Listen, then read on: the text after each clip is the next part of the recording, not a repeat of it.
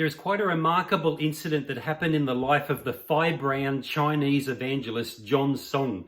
John Song went to preach at a chapel service at Bowen Girls' School.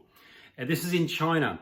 And there were students from the boys' high school, Nanchang Academy, who also came along to hear John Song. He was a dynamic evangelist. He was confrontational. He was not afraid to name sin and call people to repentance and to preach the cross of Jesus Christ as the only solution to our sin problem. Well, he preached in the chapel a number of times and many students there were saved. And in the second week that he was there, he preached 3 times again in the school chapel. And not only were these schoolgirls there were missionaries, doctors, nurses, and many other people. I'm quoting from William Schubert's book, I Remember John Song. There's a number of biographies written about John Song, but William Schubert was a personal friend. So I've sort of paraphrased and we'll give some quotes from this account.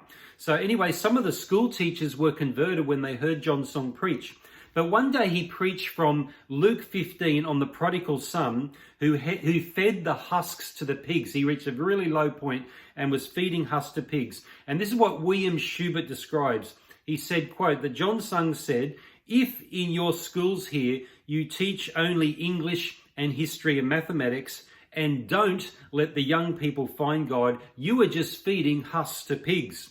Well, some of the teachers were quite upset by this. They told the principal that she should not allow John Song to preach in their chapel.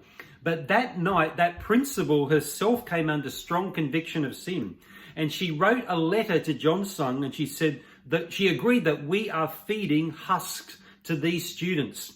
And she got up in front of everybody, that's the students of the girls' school and of the boys' high school and the teachers and the missionaries. And this is what she said. I objected to Dr. Sung saying that we were feeding husks to pigs.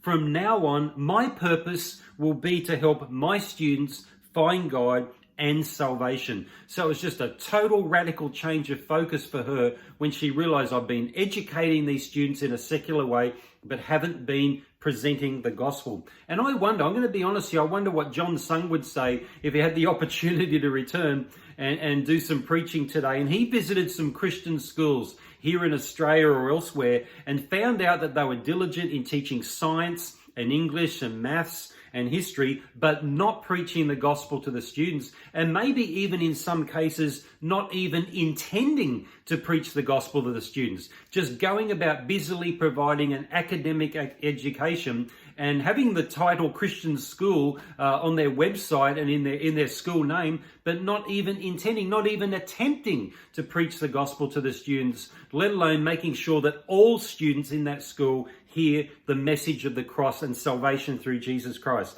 It would be greatly negligent to do that in a Christian school. So I don't know if there's any teachers of Christian schools or principals watching this, but please take action on this front. Please make sure that you're not majoring in the minor and minoring in the major.